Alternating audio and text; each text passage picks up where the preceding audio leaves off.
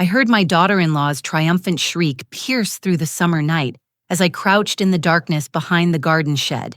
"She's finally gone, we're free!" Madison's celebration party was in full swing, complete with champagne and dancing. Just 3 hours earlier, my son Jeremy had shoved me out the front door, screaming that I was ruining his life. They thought I'd driven away forever. But as the music blared and their laughter echoed across the yard, they didn't notice the basement door slowly creaking open. My name is Elaine Harper, and until 5 years ago, I thought I had the perfect life in Burlington, Vermont. My husband Robert and I had built our dreams into that Victorian home on Maple Street with its wraparound porch and gardens that won the Neighborhood Beautification Award 3 years running. We raised our son Jeremy there, watched him ride his bike down the tree-lined street, hosted his high school graduation party on the back lawn. Then Robert fell. One moment he was checking the construction site where he worked as a supervisor. The next moment, a beam gave way. The insurance company paid out $500,000, as if any amount of money could fill the hole his absence left in my life. I found myself at 62, widowed and alone in a house that echoed with memories. Jeremy drove up from Hartford one weekend, his wife Madison beside him, their children, Emma and Tyler, in the back seat. "Mom, you shouldn't be alone in this big house," he said, his brown eyes so much like his father's. "Come live with us. The kids need their grandmother." Madison nodded enthusiastically, her blonde hair catching the afternoon light. "We've already set up the guest suite for you. It has its own bathroom and a view of the backyard. You'll love it." 8-year-old Emma wrapped her arms around my waist. "Please come, Grandma. I want to show you my drawings every day." 5-year-old Tyler just smiled shyly, holding his favorite dinosaur toy. How could I refuse? I sold the Victorian for $180,000, packed up 40 years of memories, and moved to Hartford to be with my family. The first months were everything I'd hoped. I threw myself into grandmother duties with joy. While Jeremy worked his marketing job downtown and Madison taught part-time at a yoga studio, I transformed their household. Their refrigerator, previously stocked with takeout containers and frozen dinners, now held fresh vegetables from the farmer's market and homemade casseroles. I taught Emma to braid friendship bracelets and helped Tyler build elaborate block cities. "Mom, you're amazing," Jeremy said one evening, finding me teaching Emma to roll out pie crust. "I don't know how we managed without you." I noticed the stack of bills on the counter, several marked with red, overdue stamps. Without saying anything, I quietly paid off their $45,000 in credit card debt. It was my gift to them, I reasoned. What good was money if not to help family? Madison's reaction surprised me. Instead of gratitude, she seemed almost calculating. "That's so generous, Elaine. You must have quite a nest egg from Robert's insurance." "I'm comfortable," I said, simply not mentioning the investments Robert had carefully built over the years, or my own retirement savings from 30 years of teaching. The kitchen renovation came next. Madison had been complaining about the outdated appliances and peeling linoleum. I hired contractors, chose granite countertops and custom cabinets, transforming the space into something from a magazine. $60,000 later, Madison hosted a dinner party to show it off to her friends. My mother-in-law is incredible. She gushed to her yoga friends, though I noticed she didn't introduce me to any of them directly. When Jeremy lost his job that fall, I didn't hesitate. "Don't worry about the mortgage," I told them. "Focus on finding the right position, not just any position." 8 months I covered their mortgage, utilities, and groceries while Jeremy searched for work. Madison used the time to quit teaching yoga and pursue her dream of starting a jewelry business. She converted the garage into a studio, and I funded the equipment and supplies without question. But small things began to trouble me. Madison would make comments about my cooking being heavy or old-fashioned, even as she ate second helpings. Jeremy stopped making eye contact when we discussed anything involving money. I'd find them whispering in corners, conversations that stopped abruptly when I entered the room. "Everything all right?" I'd ask. "Of course, Mom," Jeremy would say, but his smile never quite reached his eyes anymore. Madison's mother, Dorothy, began visiting every Tuesday. a sharp-faced woman with steel-gray hair. She'd arrive precisely at 10 and stay until 2. They'd lock themselves in Madison's studio, and I'd hear muffled conversation and occasional laughter. When I brought them lunch, they'd quickly close whatever notebook they were reviewing. "Just wedding planning for my niece," Dorothy explained once, though her niece's wedding had been 6 months ago. Strange things started happening around the house. Credit card statements began arriving for cards I'd never applied for. When I called the companies, they said the applications had been submitted online with all my correct information. "Identity theft is rampant these days," Jeremy said when I mentioned it. "We should probably look into getting you some protection services."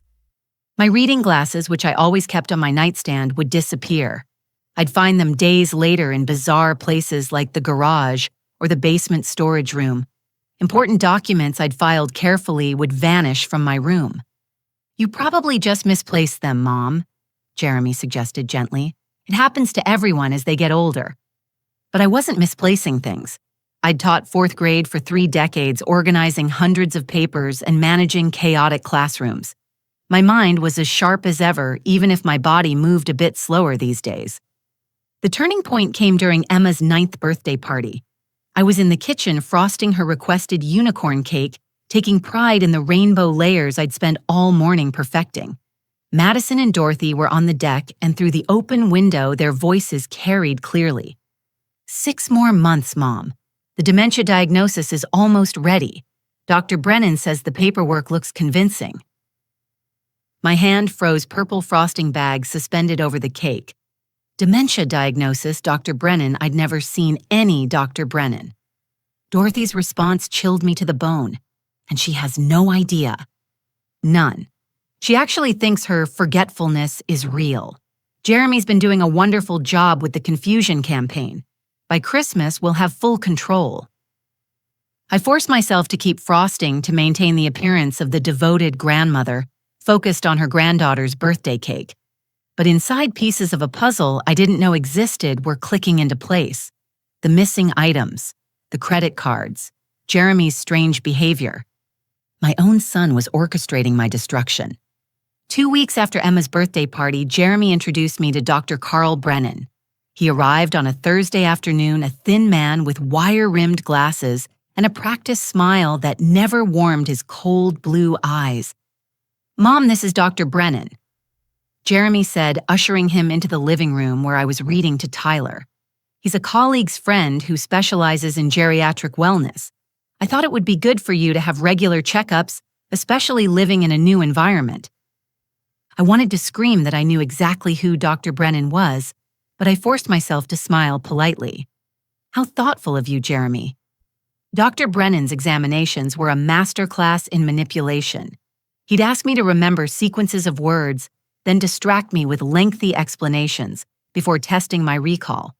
When I'd inevitably struggle to remember all 7 random words, after his 5-minute medical lecture, he'd make notes with theatrical concern. "Have you been experiencing any confusion lately, Mrs. Harper? Any moments where you felt lost or disoriented?" "No more than anyone would in a new city," I replied carefully. He'd nod sympathetically while writing extensively in his notebook. I noticed he used a special pen with unusually dark ink, the kind that would photocopy clearly. Madison's campaign intensified after that first visit. She began waking me at 3 in the morning with urgent whispers. "Elaine, there's someone in the backyard, can you check?" I'd stumble out of bed groggy and disoriented to find nothing but shadows. Madison would then comfort me with hot tea that tasted slightly bitter. "You were probably just dreaming," she'd say soothingly while secretly recording my confused responses on her phone. The next morning, she'd casually mention to Jeremy in front of me, "Your mom had another episode last night. She was convinced someone was breaking in." I started finding prescription bottles in my medicine cabinet with my name on them, medications I'd never been prescribed, Aricept, Namenda, drugs for Alzheimer's patients. When I confronted Jeremy, he looked at me with feigned sadness. "Mom, you've been taking these for 2 months. Don't you remember Dr. Brennan prescribing them?" "I've never taken these pills in my life," I insisted. Jeremy exchanged worried glances with Madison. "Maybe we should increase the dosage." The financial manipulation grew bolder. My bank statement stopped arriving in the mail. When I called the bank, they said I'd opted for paperless statements months ago. I can help you access them online, Madison offered sweetly. Let me set up your passwords. I'll manage, I replied, but when I tried to log in, my passwords had already been changed. My reading glasses became a constant source of frustration. I'd set them down for a moment, turn around, and they'd be gone. Hours later, Madison would find them in increasingly strange locations. Elaine, your glasses were in the freezer next to the ice cream. She'd announced loudly enough for neighbors to hear through open windows. That's concerning. My investment advisor, Harold Winters, who'd managed our finances for 20 years, called one afternoon. Except Jeremy intercepted the call. Harold, yes, this is Jeremy Harper, Elaine's son.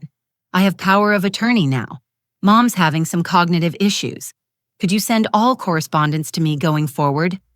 I only learned about this because Harold's secretary, bless her heart, called my cell phone directly a week later to confirm the change. I told her to maintain the original arrangements, but the damage was already done. Jeremy now knew exactly how much money I had.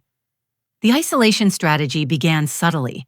My friend Martha called to invite me to lunch, but Madison intercepted. Oh, Martha, that's so sweet of you, but Elaine's having a difficult day. The doctor says routine disruptions can be upsetting for her now.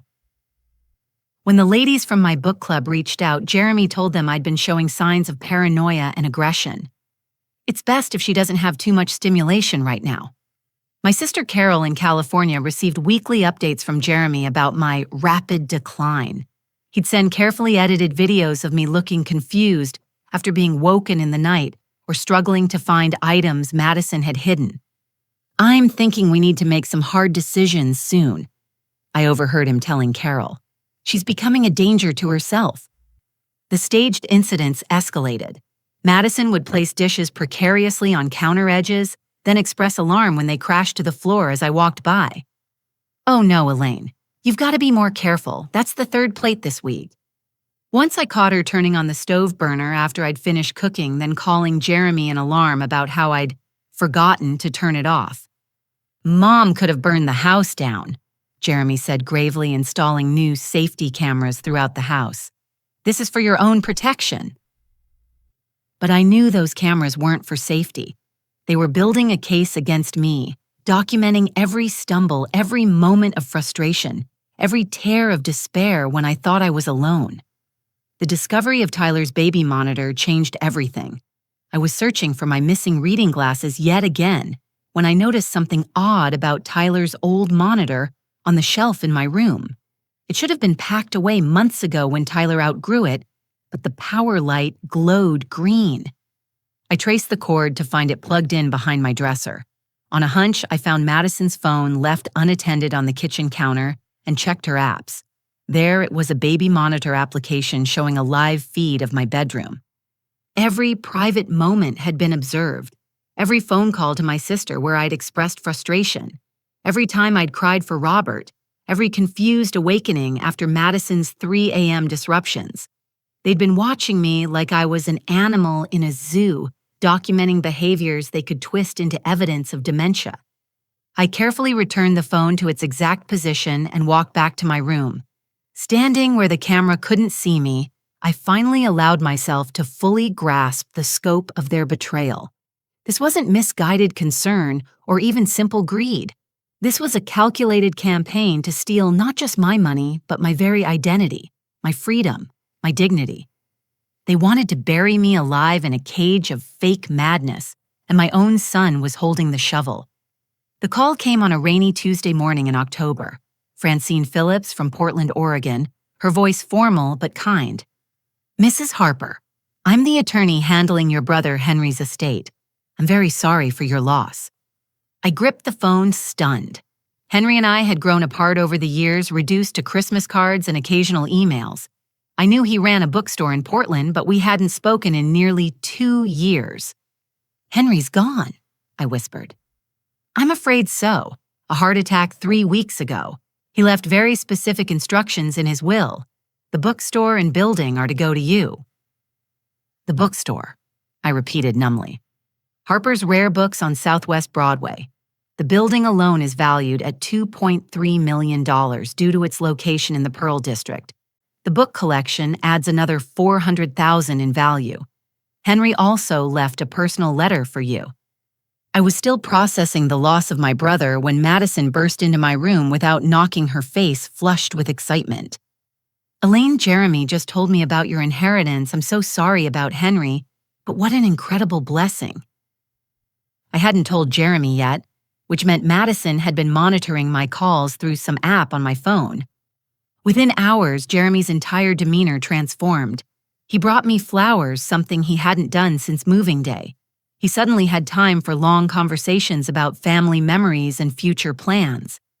"Mom, this inheritance changes everything," he said over dinner, Madison nodding eagerly beside him. "We could expand Madison's jewelry business, get the kids into private school, maybe even take that family trip to Europe you always talked about." "The inheritance goes into my trust," I said carefully.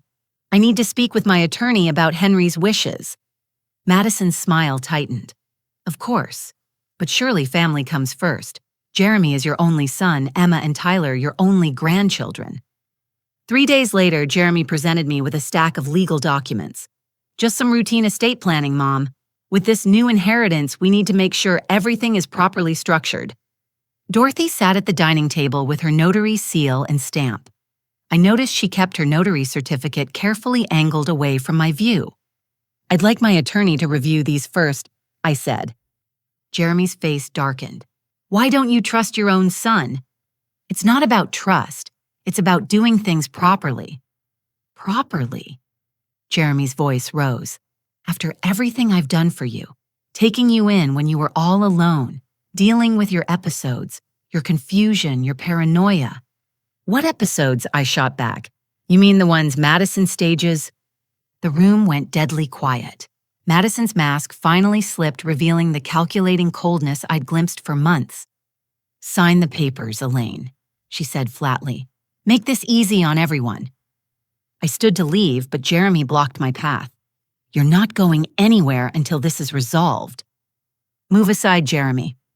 Or what you'll call the police with your dementia diagnosis. Who do you think they'll believe?" "I don't have dementia. Dr. Brennan says otherwise. 3 months of documented decline, video evidence, prescription history. Face it, Mom, we own you." His words hit me like physical blows. This stranger wearing my son's face, speaking with my son's voice, had become my enemy. "I won't sign anything," I said firmly. That's when Jeremy snapped. His hands shot out, gripping my shoulders hard enough to bruise. He shook me violently, my teeth rattling my neck, snapping back and forth. "You stupid old woman, do you have any idea what you're costing us?" "Jeremy, stop," I cried out. But he was beyond reason. With a savage shove, he sent me flying backward into the wall. My head connected with the family portrait hanging there, the corner of the frame, cutting into my scalp. I felt warm blood trickle down my neck as I slumped to the floor. Madison had her phone out, instantly filming, but I realized she was only capturing me struggling to stand my hands, flailing for balance. Not Jeremy's attack, not the shove, just an old woman bleeding and disoriented, looking violent in her movements. "Perfect," she whispered to Dorothy. Jeremy towered over me, his chest heaving. "Sign the papers or this gets worse." "I'll see you in prison first," I gasped. His laugh was bitter and sharp. "Prison, who's going to put me there? The crazy old lady who attacks her caregivers." He gestured to Madison's phone. "We have video evidence of your violence. Dr. Brennan has commitment papers ready.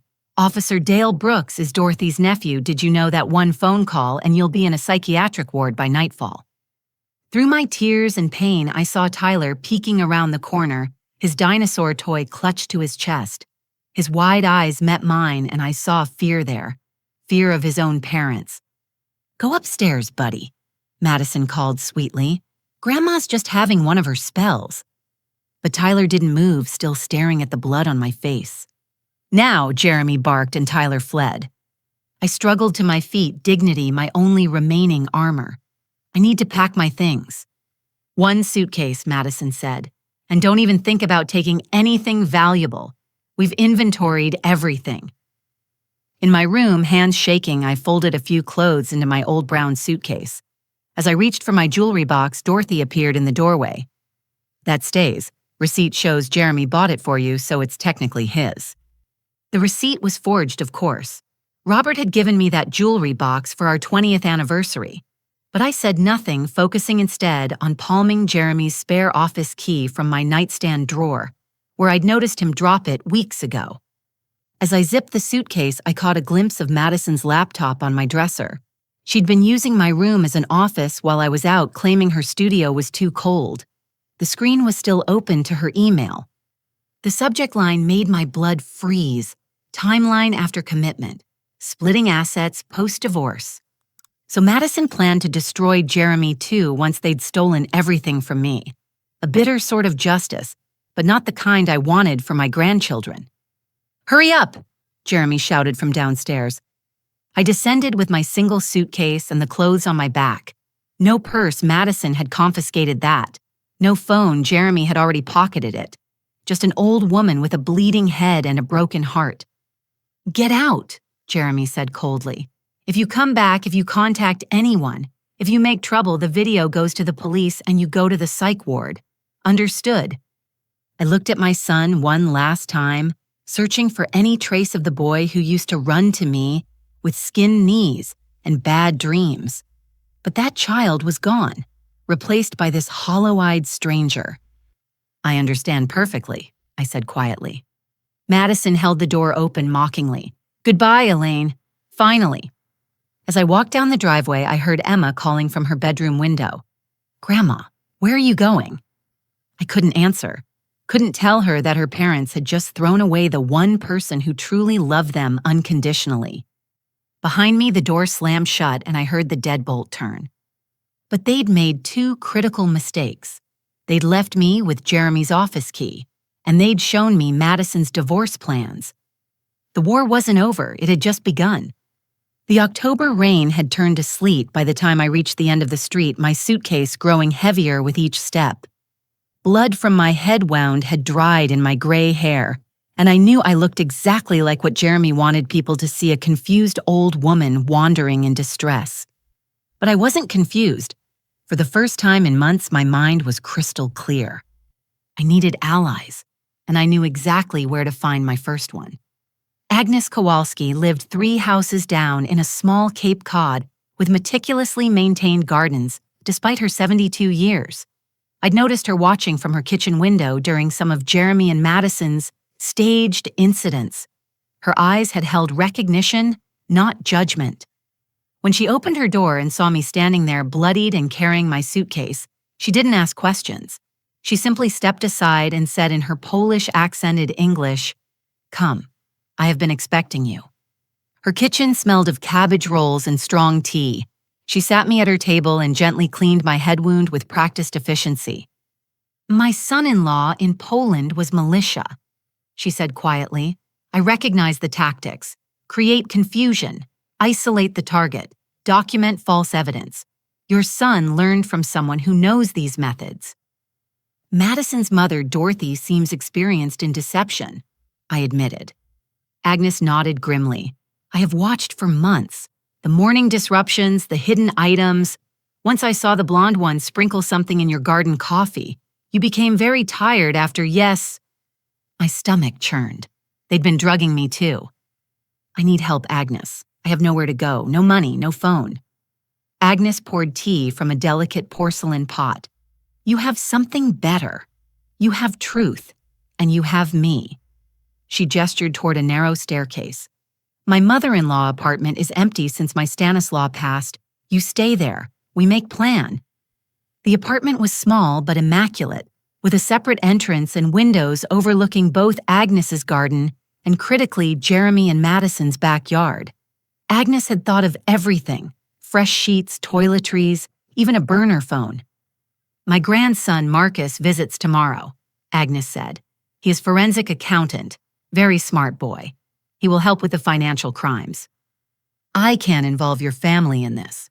Agnes's eyes flashed. "In Poland, we survived because neighbors help neighbors. Tomorrow you meet my book club. Eleanor used to prosecute elder abuse cases. Martha is your friend. They turned away. Yes, she has been very worried. That night, unable to sleep, I watched from the apartment window as cars began arriving at Jeremy's house. Madison's celebration party was beginning. Colored lights were strung across the deck I'd paid to renovate. Music blared from speakers I'd bought for Tyler's birthday. Madison appeared in a sequined dress that probably cost more than most people's monthly mortgage courtesy of my credit cards. At 11 p.m., I made my move. Using Jeremy's key, I slipped through the basement door while the party raged above. His office was exactly as controlling as I'd expected, filing cabinets labeled with my name folders marked evidence and medical and financial. My hands shook as I photographed everything. The forged power of attorney documents with my signature copied from old checks. Dr. Brennan's notes filled with observations of behaviors I'd never exhibited. Bank statements showing systematic theft totaling $340,000 over 18 months. But the worst was finding Dr. Brennan's real history. His medical license had been revoked in New York for insurance fraud. He wasn't even legally allowed to practice medicine, yet Jeremy had him creating an entire false medical history for me. In Madison's studio, I found more horror. A manila folder labeled Project Goldmine contained emails between Madison and someone named Derek Walsh, her first husband. The restraining order I found wasn't Madison's against him, but his against her. She'd tried to have him committed for mental illness to steal his inheritance from his grandmother. Same playbook, I whispered, photographing every page. A car door slammed outside. I quickly returned everything to its exact position and slipped out through the basement, heart pounding. Back in Agnes's apartment, I uploaded everything to multiple cloud storage accounts Agnes's grandson had helped me create. The next morning, Marcus arrived. Mid-30s with kind eyes behind wire-rimmed glasses, he reviewed my financial documents with professional fury. Mrs. Harper, this is extensive fraud. They've opened 14 credit cards in your name. They've systematically transferred money from your investment accounts, and these signatures, amateur forgeries. My software can prove these are traced, not written naturally. Can we stop them? We can do better than stop them. We can destroy them. He pulled up complex spreadsheets on his laptop. But first, we need to document the full scope. Do you have access to your brother's estate paperwork? I showed him the photos I'd taken of Jeremy's files. Marcus whistled low. They've already borrowed against your expected inheritance. Fraud upon fraud. This is FBI territory now. Eleanor Hutchinson arrived that afternoon, a formidable woman despite her 80 years. She reviewed everything with the sharp eyes of a career prosecutor. Elder abuse identity, theft fraud, conspiracy assault. She ticked off charges on her fingers. The boy's looking at 10 to 15 years if we play this right. The wife gets more for the identity theft. And this fake doctor, he's finished. What about my grandchildren? I asked. They're innocent in this. Eleanor's expression softened. We'll make sure they're protected. But Elaine, your son, made his choice the day he decided you were a payday, not a parent. Over the following week, our team grew. Martha brought 2 more friends who'd been turned away by Jeremy. Each had witnessed something: Madison rifling through my purse at church, Jeremy telling neighbors about my dementia, Dorothy meeting with Dr. Brennan at a coffee shop. She paid him in cash, reported Judith, who'd been at the next table. Heard her say 6 months is too long, make it 3. Agnes proved invaluable as a spy. From her kitchen window, she photographed Madison and Dorothy's meetings, captured snippets of conversation when they sat on the deck. Her old-fashioned tape recorder placed near the fence picked up Jeremy practicing his concerned son speech for some upcoming meeting. The documentary people arrived Thursday, Agnes reported. I heard Madison on phone. $50,000 they paid for exclusive story about caring for demented parent. My blood boiled. They were selling my fabricated illness for profit planning to humiliate me publicly for money. Marcus made a connection that changed everything. The documentary producer, Cheryl Chen, was the daughter of one of his accounting clients. He reached out, carefully suggesting she might want to fact-check the Harper family's claims. She was already suspicious, Marcus reported. Jeremy couldn't provide any real medical documentation. She's very interested in the real story. We arranged a secret meeting. Cheryl was a sharp woman in her 40s with a reputation for exposés on social issues. When she saw our evidence, her eyes lit up. This is huge. We've been investigating elder fraud, but this is systematic, deliberate, documented by the perpetrators themselves. Would you be willing to tell your story on camera after my grandchildren are safe? I said firmly. Fair enough, but we're going to document everything that happens from now on. This could save thousands of elderly people from similar schemes. The plan came together quickly. The FBI, alerted by Eleanor's contacts, opened an investigation. Asset freezes were prepared. Arrest warrants typed up waiting for signatures. Child Protective Services briefed on the situation. But I had one more card to play. Agnes had overheard Madison planning a massive freedom celebration party for Friday night. She posted on Facebook. Marcus showed me on his laptop. Finally free from burden of care. New beginnings start now. Over 50 people invited. Then that's when we strike, Eleanor said with a predatory smile. Maximum witnesses, maximum humiliation, maximum justice. As I lay in bed Thursday night, I thought about the journey from that birthday party where I'd first discovered their betrayal to now. I'd gone from victim to survivor to warrior. Tomorrow, my son would learn that the confused old woman he'd tried to bury was very much alive. And she was coming for everything they'd stolen. Friday arrived with unseasonable warmth for late October, as if nature itself wanted to ensure Madison's outdoor celebration would proceed without interference.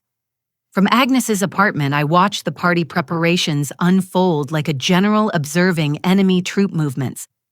Madison had outdone herself hiring professional caterers and decorators.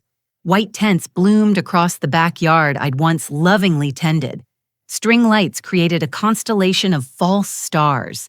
A DJ set up his equipment on the deck Robert had built with his own hands during Jeremy's childhood.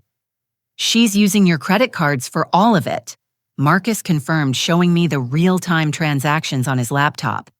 $12,000 so far just for this party. Dorothy arrived early carrying gift bags that probably contained more items purchased with my stolen funds. I watched her embrace Madison, both women laughing as they surveyed their domain. My domain built with my money, my love, my sacrifice. The documentary crew pulled up at 4 p.m. in a van marked Chen Productions. Cheryl had briefed them carefully. They thought they were filming the party as background footage for the elder care documentary. Only Cheryl and her assistant director knew the real story that would unfold. Cameras are positioned, Agnes reported from her surveillance post. Your friend Martha just arrived with her church group, all wearing the pins.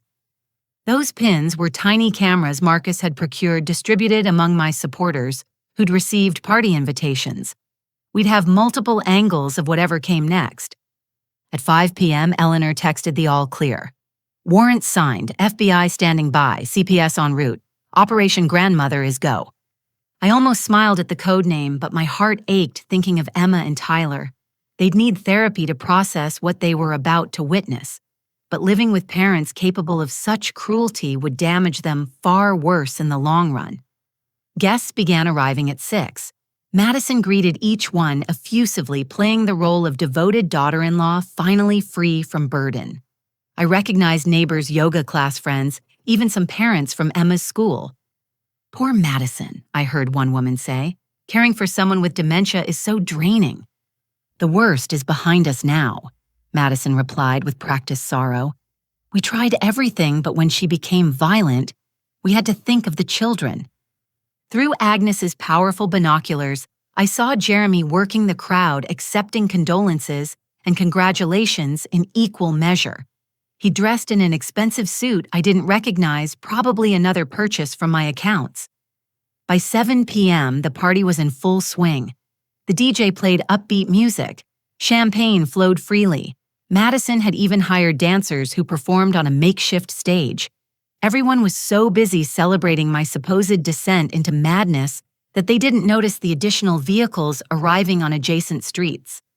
At 7:30, Agnes gave the signal. 3 sharp raps on the apartment floor. I descended her back stairs and moved through the shadows toward Jeremy's basement door. My hands didn't shake as I inserted the key. This time, I wasn't skulking like a thief. I was reclaiming what was mine. The basement was dark, but I knew every creaky board, every turn. I climbed the stairs slowly, hearing the party noise increase with each step.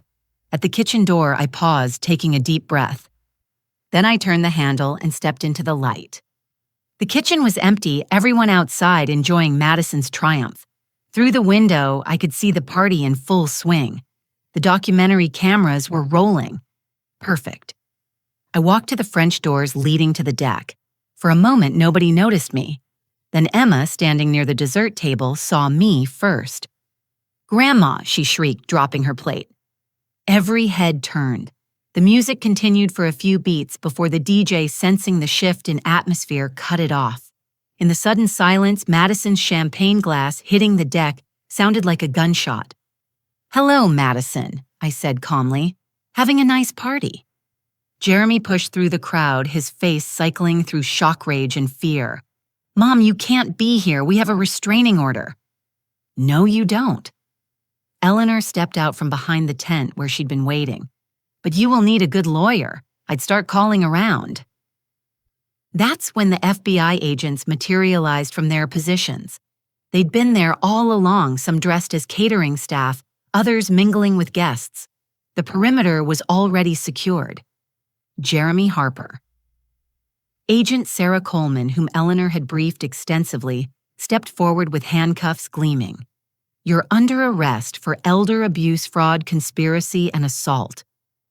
"This is insane," Jeremy shouted. "She's mentally ill. Tell them Dr. Brennan." But Dr. Brennan was already in custody, being led from the side yard where he'd been trying to slip away. His license revocation papers were part of the evidence file. Madison tried to run her sequined dress glittering as she bolted for the house. She made it 3 steps before Agent Coleman's partner intercepted her. "Madison Harper, you're under arrest for identity theft, fraud, and conspiracy to commit elder abuse." "You can't do this," Madison screamed, mascara running as reality crashed down. "She's senile. We have documentation." "Forged documentation," Marcus announced, stepping forward with boxes of evidence. "Every signature traced, every medical note fabricated. We have the originals you copied from the practice sheets, even the special pens you used." Dorothy made a break for her car, but the parking area was blocked by FBI vehicles. When they caught her, she fought like a wild animal, screaming obscenities. I won't repeat. It took 2 agents to subdue her. "Dorothy Walsh, you're under arrest for conspiracy, fraud, and notary fraud." The party guests stood frozen champagne glasses, still raised in their hands, watching the spectacular implosion of the Harper family. The documentary cameras captured every moment. "Ladies and gentlemen," Cheryl announced, stepping into the cinematographer's light, "what you're witnessing is the culmination of an 18-month investigation into elder fraud. The woman you were told had dementia is actually the victim of an elaborate scheme to steal her life savings." I walked to the deck railing, looking out at the crowd of shocked faces. "My name is Elaine Harper. 3 hours ago, my son threw me out of the home I paid for after assaulting me for refusing to sign over my inheritance. Every story you've heard about my supposed illness was fabricated. Every incident was staged. Every document was forged." Agnes appeared beside me, placing a supportive hand on my arm. "I have 6 months of surveillance footage showing the systematic abuse," she announced, including Madison drugging Elaine's coffee and Jeremy practicing his concerned son speeches. Martha and the church ladies removed their tiny cameras, holding them up. "We've been recording everything tonight," Martha said loudly. "Every lie, every celebration of abusing an innocent woman." But the worst was yet to come for Madison. As the agents led her past the dessert table, her laptop bag fell open, papers scattered across the deck, including her divorce planning documents. Jeremy, still in handcuffs, saw them too. His face went from red to white as he read his wife's plans, to take everything and leave him with nothing. "You were going to divorce me," he said, stunned. "After everything we did together." Madison's laugh was bitter and sharp. "Did you really think I'd stay with a man who'd throw his own mother out like garbage? You showed me exactly what kind of person you are, Jeremy. Why would I trust you?" That's when I heard a small voice from the house. "Grandma." Tyler stood in the doorway clutching his dinosaur. Behind him, Emma peered out with wide, frightened eyes. A CPS worker was with them, but they'd broken away. I knelt down as Tyler ran to me, catching him in my arms. "I'm here, sweetheart, I'm here." "Mommy said you went away forever," he whispered into my shoulder. "No, baby, I'll never leave you." Emma approached more slowly, tears streaming down her face. "Is it true? Did Mom and Dad lie about you being sick?" I opened my other arm and she fell into it. "Yes, honey, but that's not your fault. None of this is your fault." As the FBI led Jeremy, Madison, and Dorothy to waiting vehicles, the full weight of their scheme became clear. Agnes's surveillance footage played on the outdoor television someone had set up for the party. There was Madison sprinkling something in my coffee, Jeremy hiding my glasses in the freezer, Dorothy meeting with Dr. Brennan to plan false diagnoses. The party guests watched in horrified fascination as their sympathy transformed into outrage. Several approached me with apologies, sharing their own suspicions they'd dismissed. "Madison asked me about power of attorney forms last month," one neighbor admitted. "I thought it was odd, but didn't want to interfere." "Jeremy borrowed money from me," another said. "Claimed it was for your medical bills." Each revelation added another charge to the mounting pile. Cheryl's cameras captured it all, the documentary transforming from a story about elder care to an exposé on elder abuse.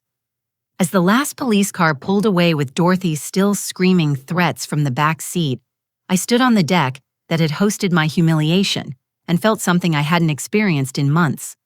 Freedom. Not the kind Madison had celebrated built on cruelty and theft. Real freedom. The kind that comes from truth prevailing over lies, justice, conquering greed. Mrs. Harper. A woman in a suit approached. "I'm Patricia Lawson from Child Protective Services. We need to discuss the children's placement." I held Emma and Tyler tighter. "They're my grandchildren. I want custody."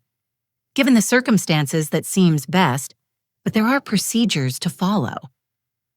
Eleanor appeared at my elbow like a guardian angel in sensible shoes. "I'll handle the legal aspects. Emergency custody first, then permanent placement." As we talked, I noticed the documentary crew packing up their equipment. Cheryl approached with a gentle smile. "Mrs. Harper, that was incredibly brave. This footage will help countless families recognize the signs of elder abuse." "That's why I did it," I said simply. "No one should go through this alone." The party guests dispersed slowly, some stopping to offer support or share contact information. Martha organized a cleaning crew from the church to handle the party detritus. "No reason to leave a mess," she said practically. Agnes surveyed the scene with satisfaction. "In Poland, we have saying, 'The mills of God grind slowly, but they grind exceedingly fine.' Your mills ground very fast today." As the sun set over Hartford, painting the sky in shades of justice served, I stood in the home I'd paid for with my grandchildren beside me and my true friends around me. The basement door I'd crept through in desperation now stood open in victory, and somewhere in 3 separate holding cells, the people who'd tried to bury me alive were learning that karma, like grandma, always comes back.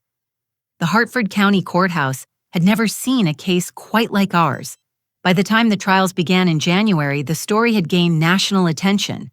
"Grandmother Fights Back" became a rallying cry for elder rights activists. The documentary, reframed as "The Grandmother Trap," was picked up by a major streaming service. I sat in the prosecutor's section every single day, my appearance deliberately chosen. Gone was the confused old woman they'd tried to create. I wore sharp business suits, my gray hair styled elegantly, my posture straight. I wanted them to see exactly who they'd underestimated. Jeremy's trial came first. He entered in an orange jumpsuit, his marketing executive persona stripped away. When he saw me, he attempted a pleading look that might have worked 6 months ago. Now I simply stared back with the steady gaze of a woman who'd learned the difference between a son and a stranger who shared her DNA. The prosecution's case was devastating. Marcus testified about the financial fraud, his charts and graphs showing systematic theft over 18 months, $340,000 stolen through fraudulent accounts, forged checks, and unauthorized transfers. This wasn't impulse or desperation, Marcus explained to the jury. This was a carefully orchestrated campaign. They created a paper trail of mental decline while simultaneously draining accounts. It required planning patience and shocking cruelty. Agnes's surveillance footage played on courtroom screens. The jury watched Madison drug my coffee saw, Jeremy hide my belongings, witnessed Dorothy coaching them on gaslighting techniques. Several jurors had to look away during the footage of Jeremy shaking me, the violence jarring against his clean-cut appearance. Dr. Sarah Chen, an actual geriatric specialist, testified about the competency tests she'd administered. Mrs. Harper shows no signs of dementia or cognitive decline. Her memory is exceptional, her reasoning sound. Any confusion she experienced was chemically induced by sedatives slipped into her beverages. The most damaging testimony came from an unexpected source, Dr. Carl Brennan. Facing decades in prison for his part, he'd made a deal. His testimony revealed the full scope of the conspiracy. Dorothy Walsh approached me 14 months ago, he said, sweating under the lights. She knew about my license revocation and used it as leverage. The plan was to create a medical trail suggesting progressive dementia. Madison Harper provided videos of Mrs. Harper in staged, confused states. I created false documentation to support involuntary commitment. What was the end goal? The prosecutor asked. Total control of assets. Once committed, Jeremy Harper would have full power of attorney. The plan was to have Mrs. Harper declared incompetent, then deceased within a year. Gasps rippled through the courtroom. I forced myself to remain composed, but inside ice formed around my heart. They hadn't just planned to steal from me, they'd planned to kill me. Jeremy's defense attorney tried to paint him as a desperate man manipulated by his wife, but the evidence was too strong. His own emails to Madison discussing the disposal problem and researching accidental death in memory care facilities sealed his fate. When I took the stand, I spoke clearly and calmly about the systematic destruction of my life by the person I'd loved most in the world. The betrayal by my son was worse than my husband's death, I said, looking directly at Jeremy. Robert was taken from me. Jeremy chose to leave. The jury deliberated for only 3 hours, guilty on all counts. Jeremy collapsed at the defense table as the judge read the sentence: 8 years for elder abuse, 7 years for fraud sentences to run concurrently, 15 years total. Madison's trial was even more dramatic. She entered like a soap opera villain designer clothes, replaced by jail attire but attitude intact.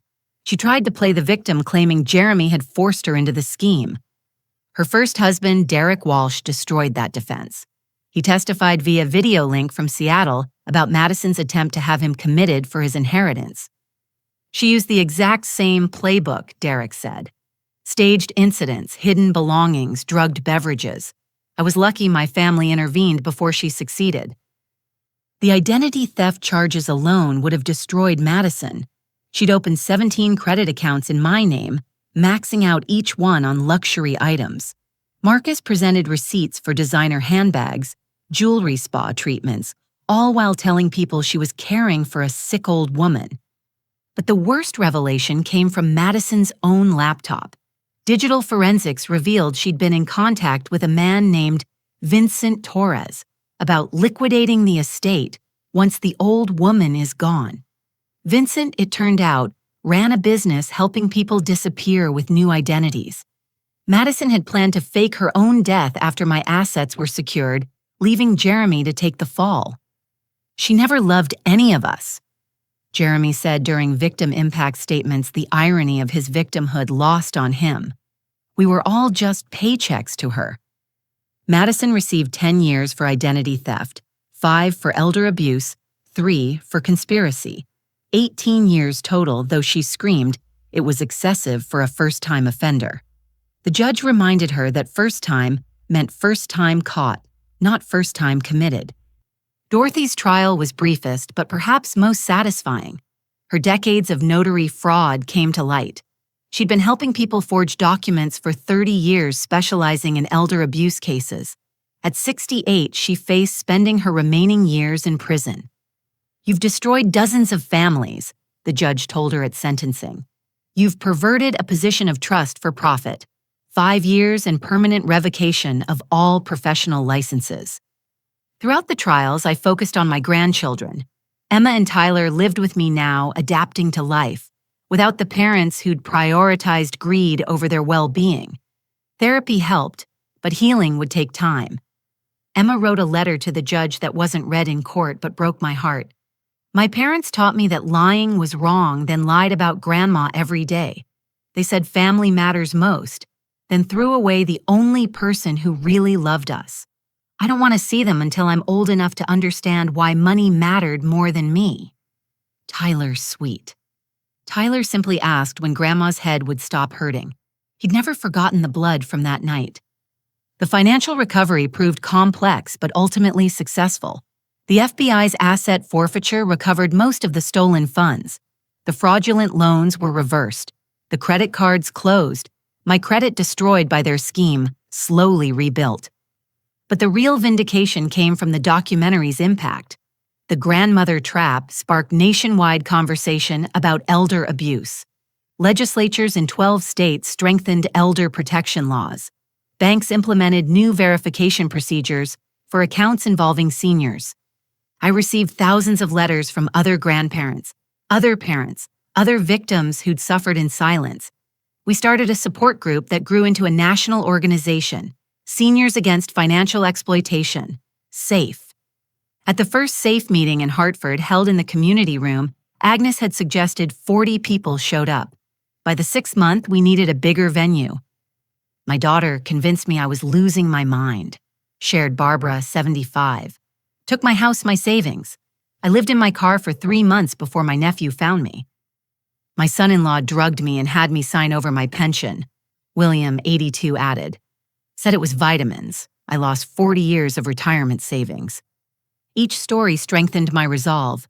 We brought in lawyers like Eleanor, accountants like Marcus technology experts to teach seniors about digital security. We created a buddy system, checking on each other, watching for signs of exploitation. The documentary won 3 Emmys. I attended the ceremony in Los Angeles wearing a gown Emma helped me choose. In my acceptance speech, they let me speak as the subject. I said, "This award belongs to every grandparent who's been told they're a burden, every parent who's been betrayed by their children, every elder who's been abused by those they trust most. You are not alone. You are not crazy. And you are not powerless." The standing ovation lasted 3 minutes.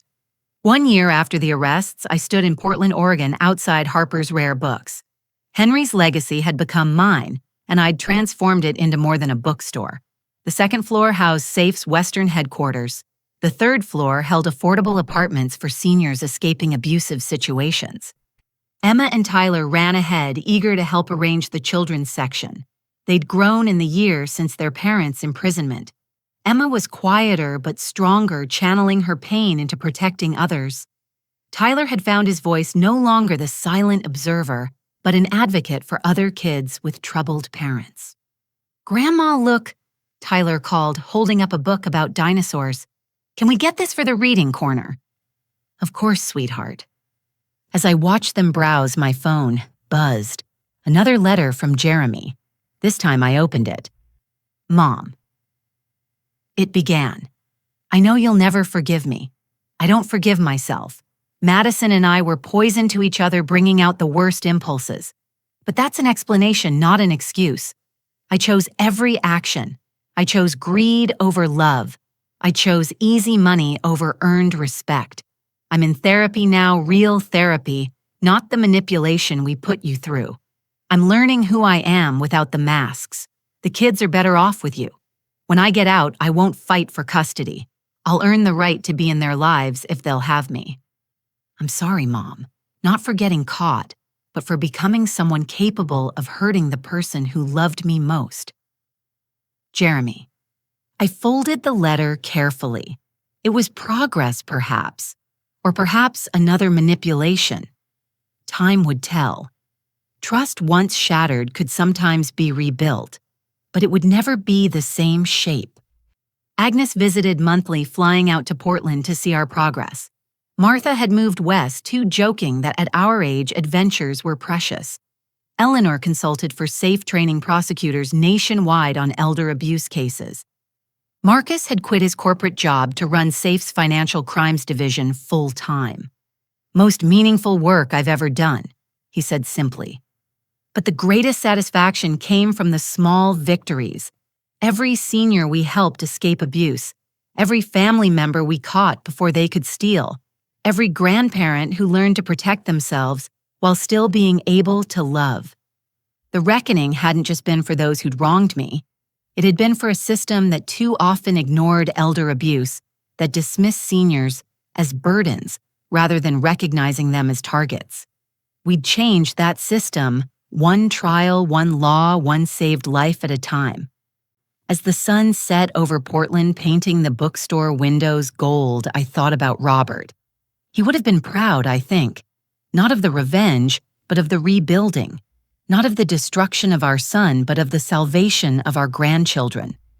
Justice had been served cold and precise as the law demanded. But mercy that was mine to give or withhold, and for now, withholding felt like wisdom. 2 years later, on a crisp Portland morning, I stood in the children's section of Harper's Books and Community Center, watching Emma lead a reading group for younger kids. At 11, she'd developed a quiet authority that made 5-year-olds hang on her every word. Today's book was about butterflies emerging from chrysalises, and I couldn't help but see the metaphor. Tyler, now 7, worked beside Marcus at the information desk, carefully stamping return dates in books. He'd appointed himself junior librarian and took the role seriously. Watching him concentrate, tongue poking out slightly, I saw neither Jeremy's features nor Madison's. I saw Tyler wholly himself, unburdened by his parents' legacy. Mrs. Harper. A tentative voice drew my attention. A woman in her 70s stood near the self-help section, clutching a worn purse. I heard you help people like me. I guided her to my office on the 2nd floor, past the SAFE headquarters, bustling with volunteers. Agnes was there teaching a computer security class to 15 seniors. Martha ran the legal aid clinic next door. We'd built something bigger than any of us had imagined. The woman's story was heartbreakingly familiar. Son convinced her to add him to her house deed for convenience. Now he was trying to sell it out from under her. "We'll help," I assured her, already texting Eleanor. "You're safe now." As she cried with relief, my phone buzzed, a notification from the prison email system. Jeremy wrote every month now, and after 2 years, I'd started reading them. Not responding, just reading. This one was different. "Mom, I'm being released next month. Good behavior and overcrowding. I've arranged to live in a halfway house in Boston, far from you and the kids. I'm not asking to see them or you. I just wanted you to know. I have a job lined up through the prison program, washing dishes at a restaurant. It's honest work, the kind I should have valued before. I've been sober for 18 months. Turns out I had more addictions than just gambling. Madison brought out the worst in me, but the worst was already there. I'm trying to find better. Love, Jeremy." I set the phone down, emotions swirling. 2 years had given me perspective. Jeremy was my son, would always be my son. But he was also the man who'd tried to destroy me. Both truths existed simultaneously, like quantum particles, neither canceling the other. That evening, our Thursday Elder Protection Group met in the bookstore's main floor. 50 people crowded between the shelves, sharing stories, strategies, victories. We'd expanded to 12 cities now, with Portland as the flagship. "Who has a success story this week?" I asked. Bernard, 81, raised his hand. My nephew tried to get me to sign a power of attorney. Thanks to what I learned here, I recognized the manipulation tactics. got my own lawyer instead. Applause filled the space. Each victory was communal proof that knowledge truly was power. After the meeting, as I helped Agnes clean up, she mentioned, "The documentary won another award, international this time. They want you to speak at the ceremony in London." "The children have school," I demurred. "Take them, educational trip," Agnes winked. "Tyler wants to see real castles." Later, as I tucked Tyler into bed in our apartment above the store, he asked, "Grandma, will Dad try to hurt us again when he gets out?"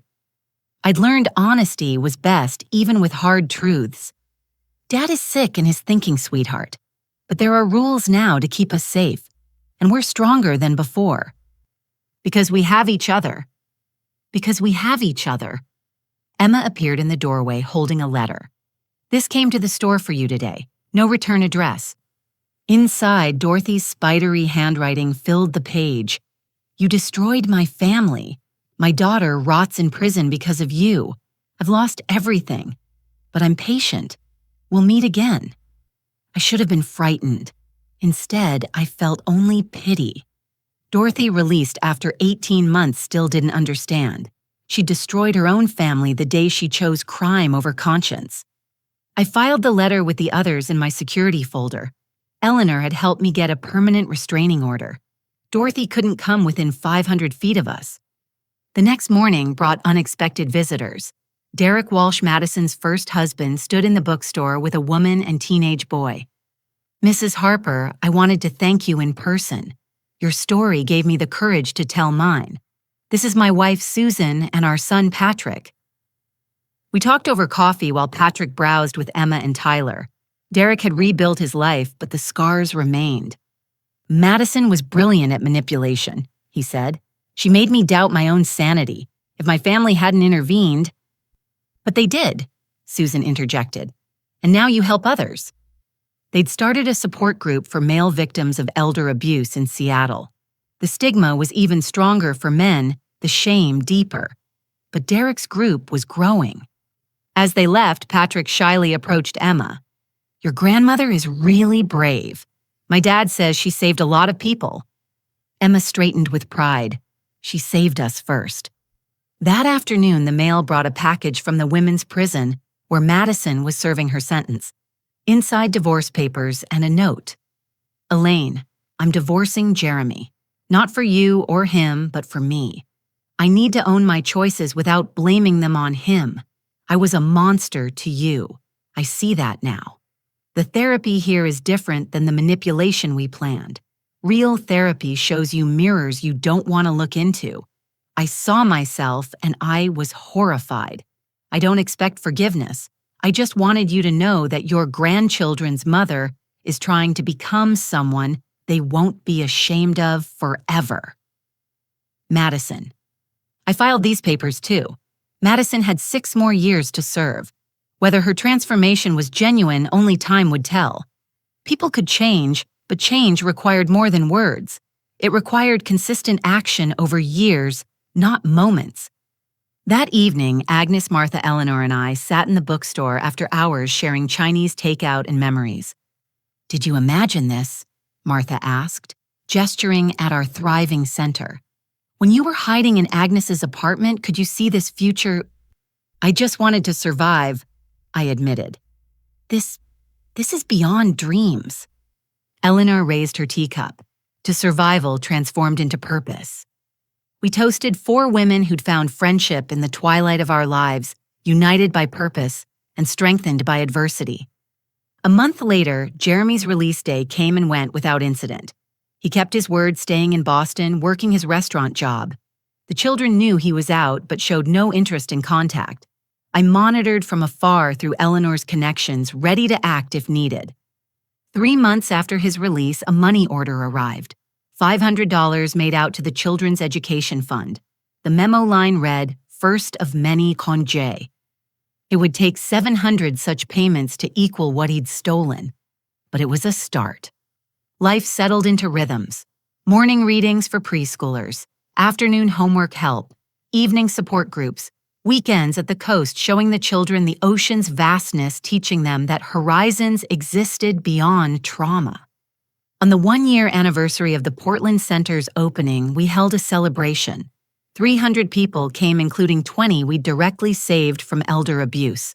The mayor presented us with a Community Service Award. But the moment that mattered most came when Tyler pulled my sleeve. "Grandma, look." He pointed to an elderly man helping his adult daughter fill out intake forms for our services. Another family saved. Another tragedy prevented. As I gave my speech that night, I looked out at the sea of faces. Survivors and supporters, volunteers and advocates. We'd built a fortress of community where isolation had once made victims vulnerable. 3 years ago, I crouched behind a garden shed watching my son and daughter-in-law celebrate my destruction. They thought they'd won. In a way, they had. They'd won the battle to destroy the naive woman who trusted blindly. But from those ashes rose someone stronger. Someone who learned that family isn't just blood, it's choice. That love isn't just given, it's earned. That justice isn't just personal, it's communal. My son and his wife tried to bury me alive. Instead, they planted a seed. And look what's grown. The applause was thunderous, but I wasn't finished. Each of you has a story. Each of you has survived something. Use it. Transform your pain into purpose, your trauma into triumph. Because somewhere tonight, an elder is being gaslit by someone they trust. Somewhere, a grandparent is signing papers they shouldn't. Somewhere, a parent is being told they're a burden. Be their hope. Be their help. Be the person you needed when you were drowning. Later, as the celebration wound down, Agnes pulled me aside. "I have something for you." She handed me an envelope.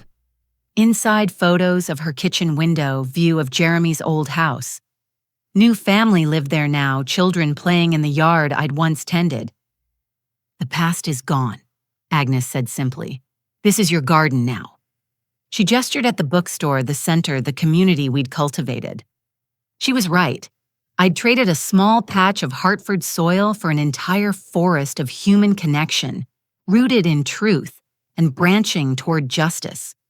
As Emma and Tyler helped close the store, I thought about Henry. My brother had left me a building. I'd transformed it into a movement. Somewhere, perhaps he was smiling. The doorbell chimed as the last guest left. Tyler locked it carefully, then turned to me. "Grandma, are you happy?" I gathered both children close, these precious souls who'd survived their parents' cruelty, to become compassionate warriors themselves. "Happier than I've ever been," I said and meant it. Because happiness wasn't the absence of pain. It was the transformation of pain into purpose. And we'd transformed spectacularly. The lights of Portland glittered beyond our windows as we climbed the stairs to our apartment. 3 survivors who'd become thrivers. 3 victims who'd become victors. And in the morning, we'd open the doors again, ready to catch the next grandparent before they fell ready to transform another tragedy into triumph. The cycle of abuse had ended with us. The cycle of salvation had just begun. A message to you, dear reader. If you've stayed with me through this journey, you've witnessed more than just my story. You've seen the anatomy of elder abuse, the tactics used to destroy those who should be cherished, and the power of fighting back. But I wonder, have you checked on your own elderly relatives lately? Do you know who has access to their accounts, their documents, their daily lives? Have you noticed any warning signs, sudden financial changes, isolation from friends, unusual fear or anxiety? Elder abuse thrives in shadows and silence. It flourishes when we're too polite to ask questions, too busy to pay attention, too trusting to verify. So here's my challenge to you: make that phone call. Schedule that visit. Ask those uncomfortable questions. Because somewhere right now, a grandparent is being told they're losing their mind by someone who's stealing their money. Don't let them fight alone. If this story resonated with you, please share it. Like it. Subscribe to stories that shed light on hidden abuses. Comment with your own experiences or those of people you know. Break the silence that protects predators. And remember, whether you're 20 or 90, you're never too young to protect those who protected you, and never too old to fight for your freedom. Thank you for listening to my story. But more importantly, thank you for what you'll do next. Because every elder saved is a family, preserved a fortune, protected, and a future secured. The next happy ending could be yours to write. With love and hope, Elaine Harper, founder Seniors Against Financial Exploitation, Portland, Oregon.